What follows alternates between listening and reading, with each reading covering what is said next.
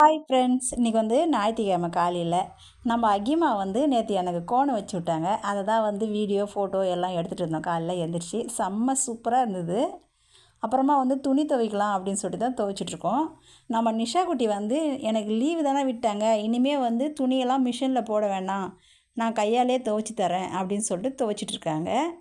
நம்ம பூனைக்குட்டிங்களாம் அழகாக தூங்கிட்டு இருக்காங்க. அதை பார்த்துட்டே இருந்தோம். சரி சமைக்கலாம் அப்படின்னு சொல்லிட்டு தான் சமைக்கிறேன் நான்.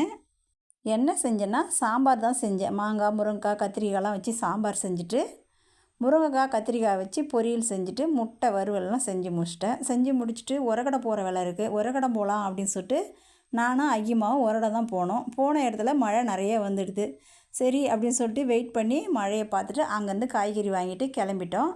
வந்த உடனே நம்ம நிஷா குட்டி பானிபூரி ரெடி பண்ணி வச்சுருந்தாங்க, அதையும் சாப்பிட்டோம். மாமாவுடைய ஃப்ரெண்டு அவங்கள திருவிழாவுக்கு கூப்பிட்டாங்க, அங்கே கிளம்பிட்டாங்க.